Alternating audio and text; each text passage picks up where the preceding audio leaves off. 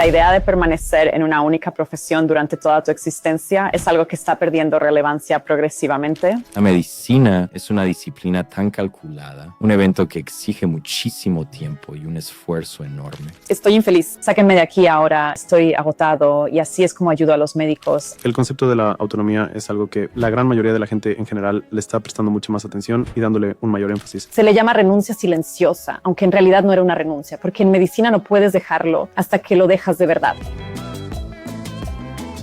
Two vascular surgeons walk into a bar and come out with a podcast.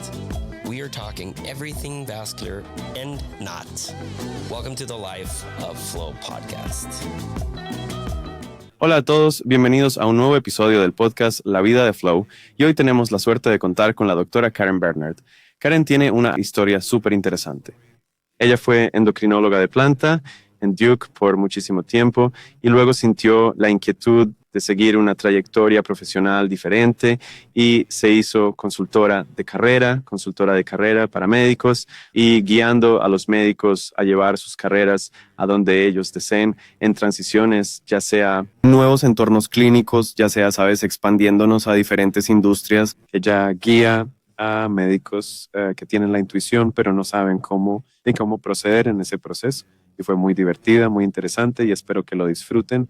Karen, muchísimas gracias por acompañarnos y ¿te importaría, por favor, explayarte un poco más sobre esa introducción que acabamos de hacer y de paso explicar a nuestra audiencia cómo es que ayudas a los médicos?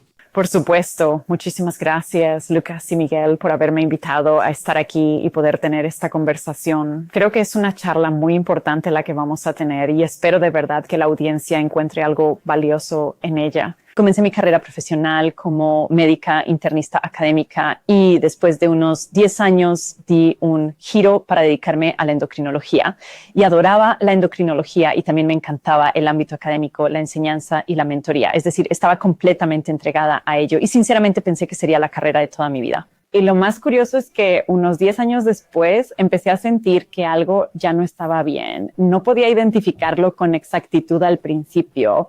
De hecho, pensé que tal vez algo andaba mal conmigo, como ¿por qué ya no estaba tan entusiasmada y comprometida? Y yo, a través de un proceso, finalmente me di cuenta de que algunos de mis valores habían cambiado. Esa era una de las cosas más importantes que estaba sucediendo y es que quería pasar más tiempo con mi familia. Había sacrificado muchísimo tiempo familiar por mi carrera y realmente anhelaba tener libertad y autonomía. Así que empecé a buscar opciones y honestamente no sabía con mucha claridad qué iba a hacer después. Simplemente sabía que necesitaba autonomía, necesitaba flexibilidad, necesitaba poder trabajar desde cualquier lugar del mundo y quería seguir realmente viendo a la gente crecer y desarrollarse. Y como ya había hecho eso por tantos de mis estudiantes, residentes y becarios, ayudándolos con sus carreras, cuando hice un curso de formación de coaching, solo un fin de semana rápido para ver de qué se trataba, simplemente pensé, sí, esto es lo que realmente quiero hacer. Y entonces comencé a ofrecer sesiones de coaching de forma paralela y me di cuenta de que ya tenía en mis manos un producto mínimo viable. Y fue entonces cuando, de hecho, renuncié por completo a mi empleo hace 4 años, casi exactamente en esta misma fecha. Y bueno, aquí me encuentro y desde entonces no he vuelto la vista atrás, ¿sabes? Y creo que parte de esto es que realmente estoy convencido de que los médicos merecen estar en empleos, en carreras donde puedan hacer una contribución significativa y donde se sientan felices, sea lo que sea que eso signifique para ellos. Y por eso mi misión es precisamente ayudar a los médicos a crear eso. Así que podría ser cualquier cosa, desde, he ayudado a una cirujana cardiotorácica que estaba realmente sufriendo en un cierto entorno y ella giró para moverse a un ambiente de práctica completamente diferente y han pasado un par de años y le está yendo muy bien. Y todo lo que necesitaba era solo reconocer que había algunos problemas y ella no quería dejar la cirugía cardiotorácica, solo quería estar en un espacio diferente. Y, ayudar a los médicos que todavía quieren ejercer la medicina, pero reducir su carga de trabajo y simplemente diversificar sus fuentes de ingresos.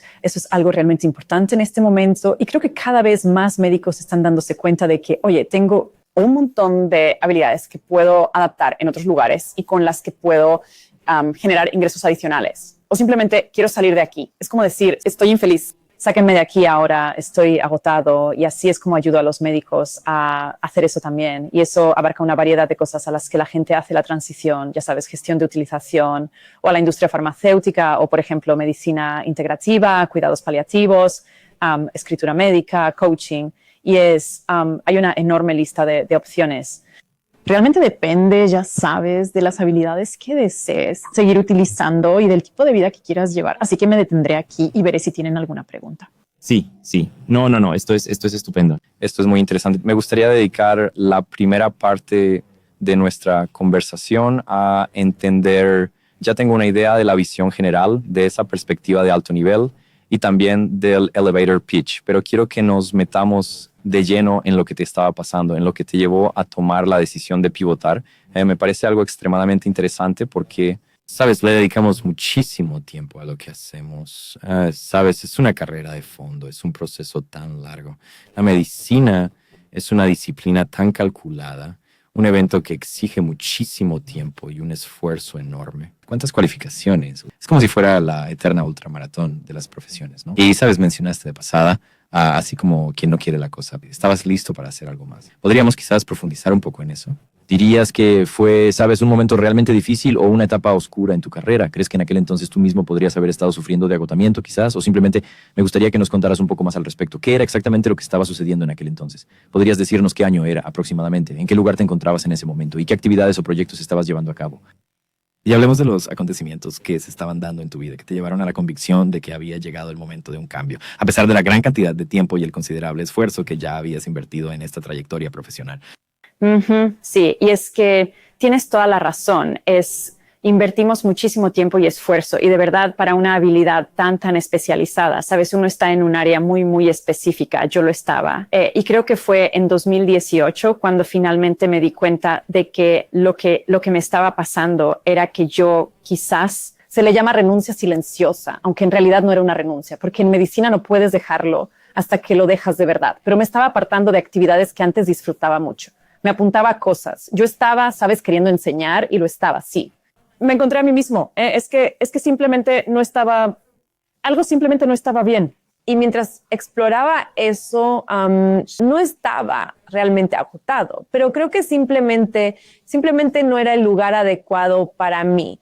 Sentí que sencillamente ya no era así como quería contribuir. Y fue un proceso, ¿sabes? Se fue dando, ¿sabes? Poco a poco. Y en 2018 lo menciono porque fue entonces cuando empecé a trabajar con un coach de carrera, dándome cuenta de que necesitaba alguna orientación, porque en realidad no sabía muy bien qué era lo que tenía que hacer. Pero hubo señales años antes, incluso en los 2 años previos. Empecé a tener más migrañas. Me sentía, sabes, simplemente tan agotado. Y de nuevo estaba, sabes, quizás al borde del agotamiento, pero no estaba deprimido, no estaba desconectado de nada.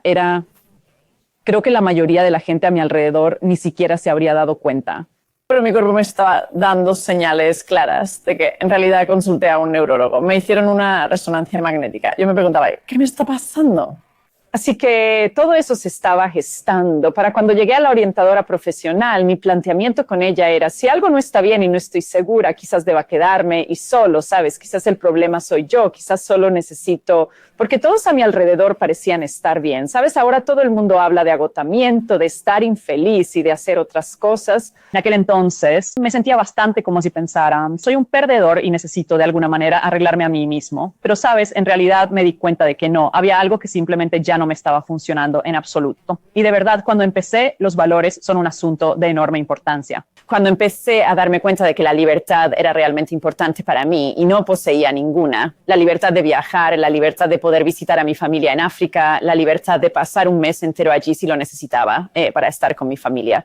Ese tipo de prioridades que yo tenía, ¿sabes? Estaban en segundo o tercer lugar en mi lista, o a veces incluso mucho más abajo. Y simplemente llegó el momento. Era el momento de decir, ok, lo que está sucediendo aquí es, en cierto modo, como un conflicto de valores, donde sí, si hubiera podido atender a los pacientes a distancia desde África, yo probablemente lo habría hecho. Pero fueron esos valores, como ya mencioné, la libertad, la importancia de la familia y también la autonomía para manejar mi propio horario, lo que realmente me impulsó, ¿sabes? Además, yo tenía Cuando dejé la medicina tenía 54 años, así que eso fue hace ya 4 años.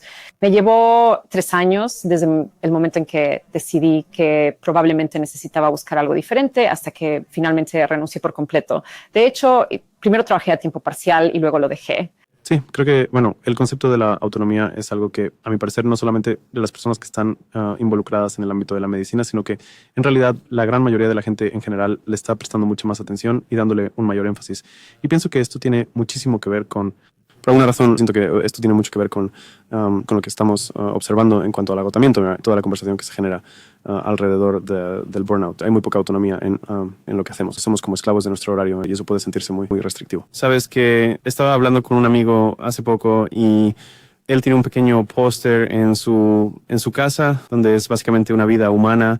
Básicamente ilustra que podemos tener hasta 11 vidas diferentes porque el tiempo que se necesita para dominar cualquier cosa en particular, cualquier habilidad específica, para invertir esas 10,000 horas, alguien calculó que eso equivalía a aproximadamente 7 años. Y el ser humano promedio vive 11 veces 7 años. Así que tenemos tiempo y espacio, aunque que no lo parezca, para dominar otras habilidades. Así que, aunque pueda dar mucho miedo después de haber puesto todo el esfuerzo. Según tu definición, eso implica que un niño de 7 años puede cambiar. ¿Sabes? Es solo una ilustración, hermano. Es simplemente una ilustración de un concepto. ¿Entiendes? Lo siento, lamento Sí, haberte cortado las alas en ese momento, porque la verdad es que eso no tenía mucho sentido, pero lo entiendo. Sí, lo entiendo perfectamente. Cuando tenías yo diría 21 que años, diría que al menos 9, diría que al menos 3 pivotes, 8 vidas, pero eso es aterrador. Sí. ¿Cuál fue ese sentimiento tan abrumador que te estaba frenando, impidiéndote tomar esta decisión? ¿Acaso fue orgullo? Soy médico. ¿Cómo es posible que me plantee abandonar una profesión con tanta dignidad, con tanto prestigio y respeto? ¿Acaso fue el miedo al fracaso lo que me detuvo?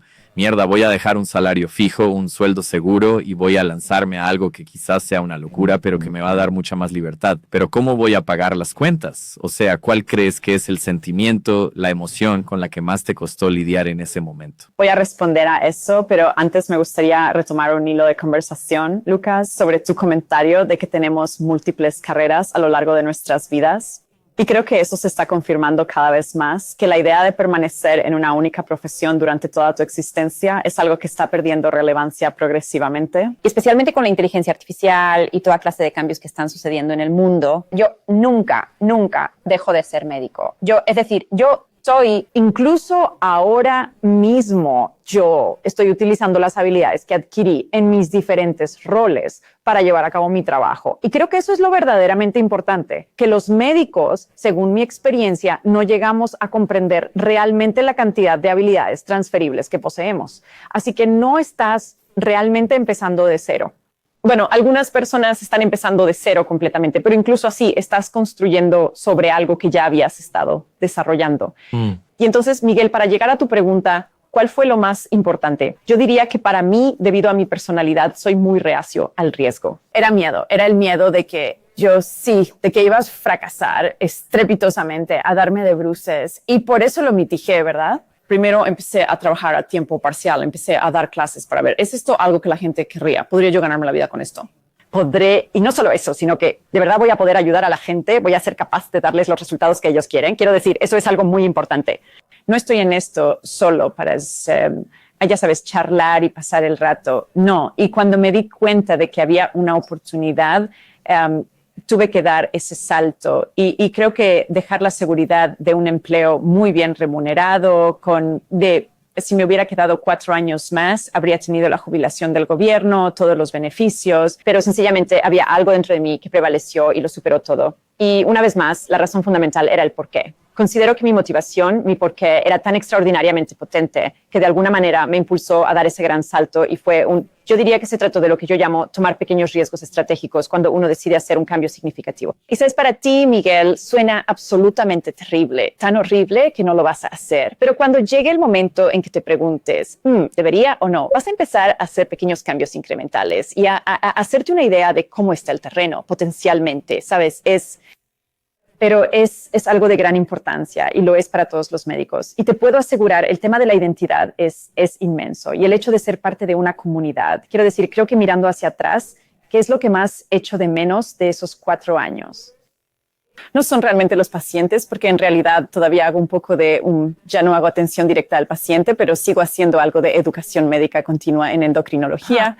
Así que todavía puedo de alguna manera jugar con los ciclos de retroalimentación. Pero lo que realmente extraño es a la gente. Extraño ver, por ejemplo, esas interacciones colegiales diarias, y a los estudiantes realmente sí lo extraño mucho. Pero yo me aseguro de obtenerlo de otras maneras, y no es suficiente para mí como para querer volver. Me encanta muchísimo, de verdad, esta corrección que hiciste a mis propias palabras sobre cómo, sabes, estabas dejando como si estuvieras renunciando a tu carrera de médico, lo cual es, sabes, una observación muy, muy acertada. Sabes, cuando llegas a ese punto, no dejas de ser médico, ¿verdad? Dejas de ejercer quizás funciones clínicas en una determinada capacidad, en un cierto rol, pero has aprendido muchísimo, tanto que puedes aplicar, como bien señalas, de muchísimas otras formas y maneras. Estoy pensando en cosas como disciplina, tenacidad, ¿verdad? Es decir, estas cosas están grabadas en nosotros, ¿no? En nuestras carreras. Puede que no sea necesariamente ajustar la insulina para alguien, pero ¿sabes qué? Como emprendedor, si no posees esa disciplina, si no tienes esa tenacidad, si no concibes estrategias a largo plazo, la comprensión de que muchísimas cosas requieren tiempo y que debes mantener tu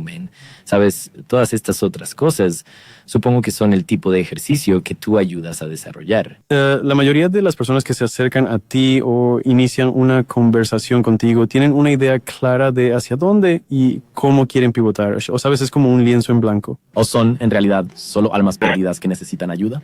La mayoría, diría que un 85% vienen a mí y lo único que saben es que si son como yo, simplemente no quieren irse, no sé qué.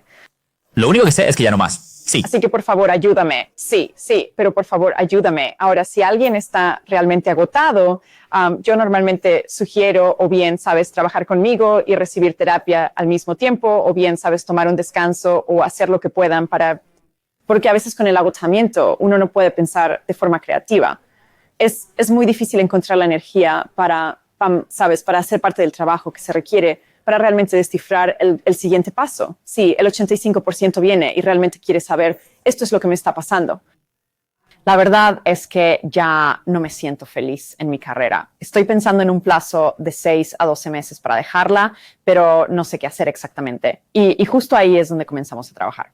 Y luego el otro 15% son, de hecho, me encargo de la preparación para entrevistas como un servicio independiente, así que han estado postulándose para puestos no clínicos por lo general y no están obteniendo resultados. Y entonces yo les ayudo a desarrollar una estrategia para eso. Así que me ocupo de esa parte estratégica para aproximadamente un 15%, donde ellos saben lo que quieren, pero no están aplicando y no consiguen entrevistas, o consiguen entrevistas pero no los trabajos. Y hay una manera de identificar qué es lo que están haciendo mal. Y yo, sabes, como que no lo que están haciendo mal, sino lo que podrían hacer mejor. Y entonces les ayudo con eso.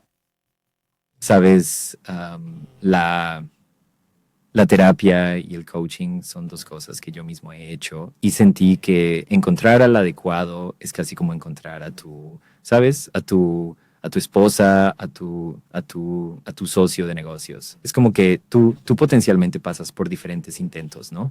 Todas las conexiones humanas pueden ser diferentes y quiero decir, no quiero sonar demasiado cursi, pero es casi como ir de compras. No quiero ser superficial, pero como que tienes que encontrar a alguien que realmente conecte contigo. Y en mi experiencia, lo que realmente me conectó fue con esta persona en Arizona que me enviaba a leer todos estos libros. Pero no había realmente no era como una razón particular. Simplemente era como, creo que solo necesitas leer este libro, y yo me devoraba el libro.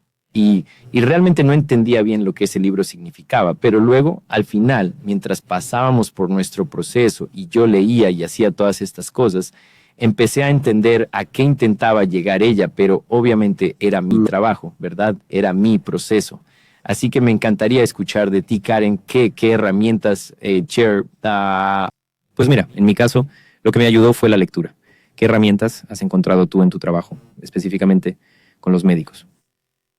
Porque, ¿sabes? Somos un animal muy diferente. Creo que, ¿sabes? El coaching para los deportes es potencialmente bastante distinto al coaching para médicos. Y desde tu perspectiva, ¿cuáles han sido las herramientas que consideras realmente buenas, o aquellas que te gusta usar en tu trabajo Sí, exacto. Y me gustaría mucho retomar ese punto que mencionaste sobre buscar y comparar diferentes opciones. Estoy completamente de acuerdo con esa idea, lo creo firmemente. Pienso que es absolutamente fundamental que exista una excelente conexión y una muy buena química con el entrenador. Y desde la perspectiva del coach, yo no trabajo con todas las personas que se me acercan porque tengo que sentir que nuestros estilos realmente van a coincidir.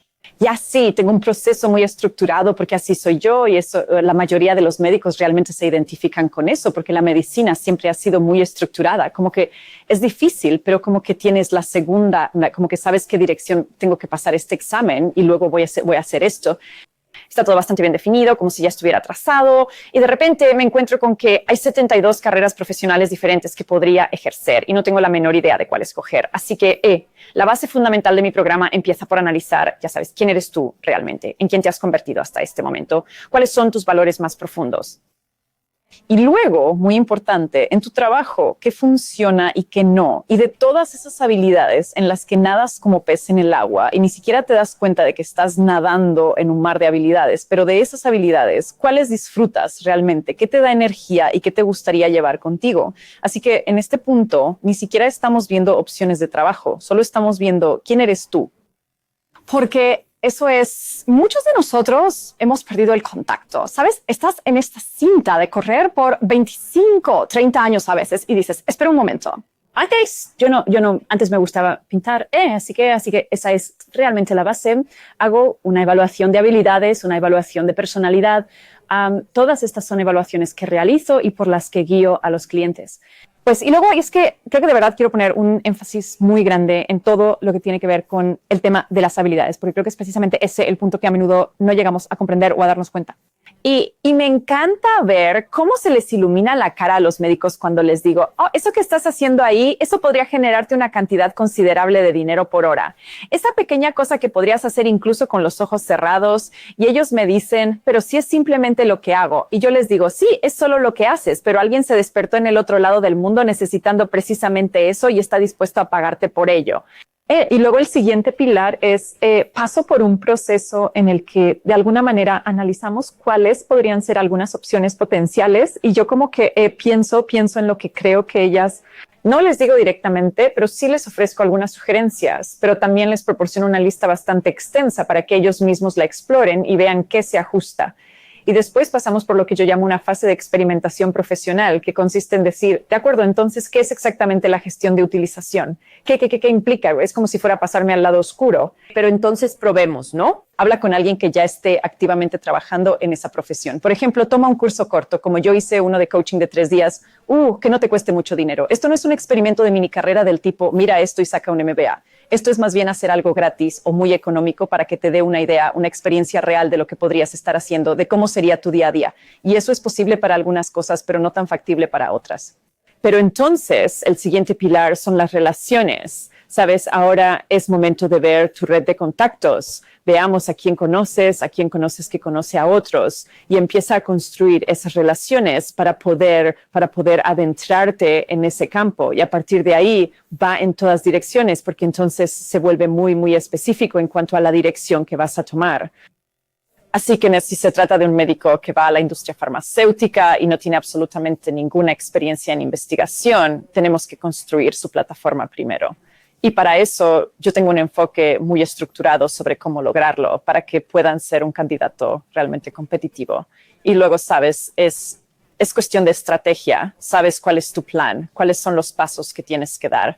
Y después de eso podría ser el momento de postularse a diferentes trabajos, preparar su currículum vitae, tener listo su perfil profesional en LinkedIn y, por supuesto, la preparación para las entrevistas. Así que a partir de ese punto, la verdad es que todo depende. Pero la estructura fundamental, la base de todo, es realmente tener muy claro, ya sabes, el networking, el aprendizaje continuo, la experimentación constante, definir claramente tu visión y finalmente tu estrategia.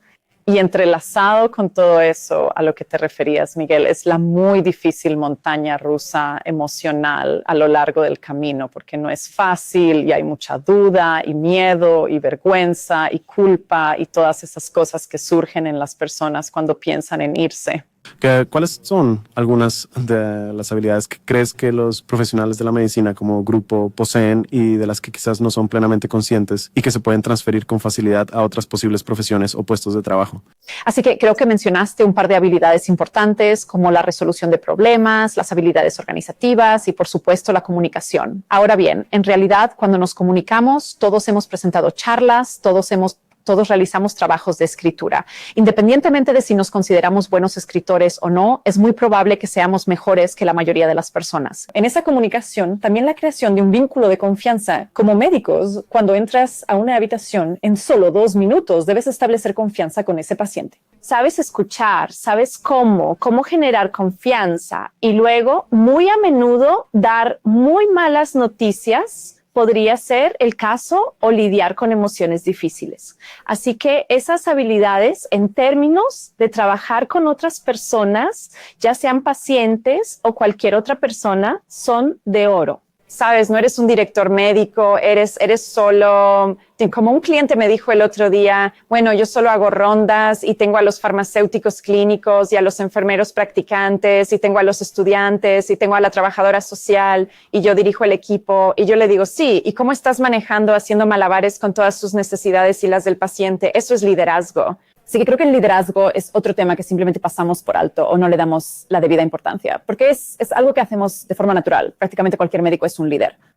Y luego, por ejemplo, hay otras cosas como en el mundo farmacéutico, ¿sabes? Los médicos dirán, bueno, no tengo experiencia en investigación. Y eso podría ser cierto, sí. Sin embargo, tú buscas información constantemente. Tú investigas artículos científicos, practicas medicina basada en evidencia. Y, por supuesto, miras los efectos secundarios de un medicamento antes de prescribirlo a tus pacientes. Estás monitoreando el impacto de ese medicamento en alguien. ¿Sabes? Cuando eres un médico en la sala de operaciones, tienes que mantener la calma bajo una situación de muchísima presión. Los médicos de emergencias ocurre lo mismo y muchos de nosotros, sabes, los médicos de cuidados intensivos, reflexionamos sobre esa capacidad que considero que es otra que la gente con frecuencia no llega a apreciar del todo. El hecho de poder mantener la serenidad en una situación de muchísima presión es algo invaluable para determinadas profesiones.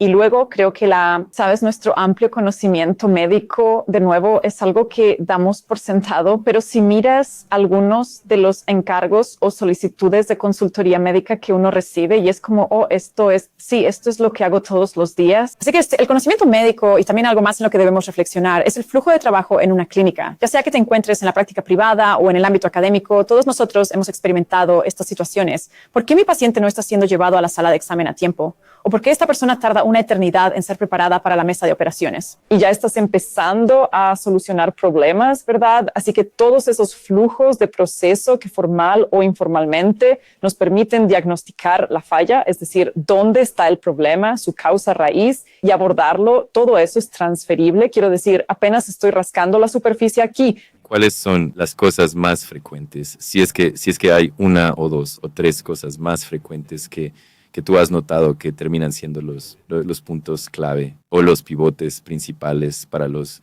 médicos cuando buscan algo. Lo más frecuente en mi experiencia, y esto podría ser cierto para todo el mundo, pero voy a hablar de lo que yo he vivido, es la gestión de la utilización. En farmacéutica, normalmente puestos de nivel inicial como seguridad de medicamentos, monitoreo médico, investigador principal, a veces asuntos médicos si es un médico académico con algo de investigación. Así que la gestión de la utilización, que incluye, ya sabes, la integridad de la documentación clínica, la farmacia. Diría que mi siguiente nivel más alto de interés se orienta principalmente hacia el coaching de salud, pero también tengo a alguien que ha estudiado y practicado la medicina funcional para poder convertirse en un coach especializado en medicina funcional. Y además, la medicina del estilo de vida se está volviendo extremadamente popular en estos momentos. Y luego, ya sabes, el coaching para la pérdida de peso y la medicina de la obesidad. Y entonces diría que esos son los tres principales, los tres más importantes, digamos, dentro de diferentes tipos de carreras. Pero luego también existe este otro grupo de personas, específicamente de médicos, que a veces simplemente necesitan irse. Todavía se mantienen en la práctica clínica, pero pasan a trabajar a tiempo parcial y buscan algo que les genere un ingreso adicional. Así que digamos que ese es otro escenario, otra situación que no es para nada infrecuente, especialmente si, ya sabes, un médico es el principal sustento de la familia. y realmente no puede permitirse una caída significativa en sus ingresos. Yo habría pensado que esa sería la primera cosa, que la mayoría de la gente que viene a ti pensando que están en un punto donde necesitan un cambio, que la mayoría no se dan cuenta de que simplemente están hartos de donde están. Yo creo que hay mucho movimiento en la mitad de la carrera, ¿verdad? Yo diría que en cirugía vascular aproximadamente un 60% a los 2 años cambia, pero eso es usualmente porque no saben qué tipo de trabajo están buscando que realmente les guste. Pero luego hay otra gran ola que sucede aproximadamente entre 7 y 10 años de tu permanencia en el puesto. Es como, bueno, esto es horrible. Y sabes, estoy harto de la política, o estoy harto de esto, o estoy haciendo lo mismo sin pensar cada día. Y entonces yo habría pensado que esa sería como tu principal razón, la más importante. Pero el hecho de que estén girando en realidad hacia una carrera diferente, hacia una carrera potencialmente, parcialmente no clínica, es impresionante para mí. ¿Hay algún patrón, solo tocando lo que mencionas, hay un patrón en cuanto al marco de tiempo? Es decir, la mayoría de las personas que acuden a ti se encuentran en una etapa particular de su trayectoria profesional que puedas identificar. La mayoría de los míos están en la mitad o al final de sus carreras, entre 15 y 25 años. Eso es lo que yo consideraría la mitad o el final de una carrera. Y en las conversaciones que mantuviste con ellos, ¿en qué preciso momento empezaron a considerar seriamente estas ideas en su mente? Años, ¿sabes? Muchos años, Y sí. me estoy riendo porque en el fondo soy yo. Yo me identifico tanto, entiendo también la resistencia a realizar ese cambio, especialmente cuando te encuentras en la etapa final de tu carrera profesional y te quedan solo unos pocos años para potencialmente, ¿sabes? Pensar, quizás pueda trabajar solo unos cuantos años más. Así que sí, es de la mitad a la etapa tardía, pero eso es la mayoría. Preguntaste qué es lo más. Y eso, yo diría que la mayoría de mis clientes. Yo tengo una clínica ubicada en Burnett, Texas, que se encuentra a más o menos 1 hora al noroeste de la ciudad de Austin. Y he tenido la oportunidad de pasar un buen tiempo con la comunidad de médicos de esa localidad. Allí existe una sociedad verdaderamente sólida y me resultó sumamente interesante observar que muchas especialidades como ginecología y obstetricia o medicina familiar obviamente están ofreciendo medicina de conserjería donde no trabajan para hospitales ni tampoco para compañías de seguros. Ellos solo tienen un número determinado de clientes y ofrecen un tipo de atención verdaderamente personalizada, ¿sabes? El verdadero sentido de la palabra. Así que eso fue súper interesante. Siempre me he preguntado si existe una manera para que los cirujanos hagan eso. Parece que habrá algunos obstáculos financieros al respecto, pero eso fue muy interesante. La otra pregunta que tenía para ti es, una vez que sabes de nuevo, como sabes, nuestra mente está tan acostumbrada a usar promedios, pero ¿qué periodo de tiempo desde el momento en que uno empieza hasta el momento en que, por así decirlo, los liberas al mundo? ¿Sabes cómo es ese lapso de tiempo para la mayoría de las personas que se incorporan? Sí, y es en este punto donde es casi como si estuviéramos viendo la mediana en lugar del promedio. Exacto. Porque Bueno, mi programa normalmente depende de la persona, pero suele durar entre 4 y 6 meses. Y siempre digo que al finalizarlo tendrás un plan claro, sabrás exactamente hacia dónde te diriges y podrás aplicar lo aprendido una y otra vez. Y por supuesto, ofrezco apoyo continuo después de ese periodo. Así que diría que los plazos más cortos, de nuevo, las cosas, el panorama también cambia, pero diría que ha sido, sabes, yo de hecho tuve un cliente que consiguió en 6 semanas, él ya tenía su trabajo y él era solo uno de los implementadores rápidos y simplemente conocía a alguien y eso fue... eso es lo más corto, pero generalmente diría que podría ser, sabes, de 3 a 6 meses, excepto si conoces a alguien y tienes un poco de suerte, definitivamente puedes hacerlo antes. Y luego la industria farmacéutica ha estado tardando mucho más. Bueno, antes, sabes, en la industria farmacéutica eran de 6 a 8 meses e incluso eso ya era un esfuerzo. Ahora, especialmente para la gente que no tiene experiencia en investigación, está llevando más tiempo. Son de 12 a 18 meses, a veces 2 años, mientras construyen su plataforma y adquieren las experiencias que necesitan, y así es como se ha vuelto.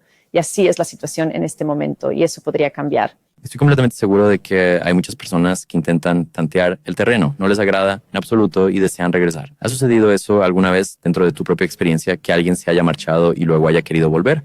Ajá, sí, he tenido ya un par de clientes a los que les ha ocurrido exactamente eso y la verdad uno siempre intenta... ¿Lo sientes como un fracaso quizás? Para nada, para nada. Es un viaje. ¿Sabes? Creo que para algunas personas están tan desesperadas por dejar la medicina clínica, pero necesitan conseguir ingresos. Tuve un cirujano que se pasó a la gestión de utilización. Estaba completamente agotado y estuvo haciendo gestión de utilización durante un año entero y ahora ha vuelto a operar, pero lo hizo por su cuenta. Ha cambiado la estructura de su propia consulta y ahora se encuentra en un entorno distinto. Pero eso era precisamente lo que él tenía que hacer. Y por eso empecé diciendo que si alguien está verdaderamente agotado, suelo decirles, busca terapia, tómate un buen descanso y luego cuando sientas que las cosas están, ya sabes, un poco más estables, vuelve y podemos, ya sabes. Ahora no, porque no quiero que la gente esté saltando de una cosa a otra, simplemente porque sea algo que realmente les pueda ser útil o que todo lo que necesitan es un descanso de 6 meses y puedan volver y estar completamente rejuvenecidos. ¿Sabes? Si alguien está considerando seriamente esto o lo ve como una posibilidad real en su futuro profesional,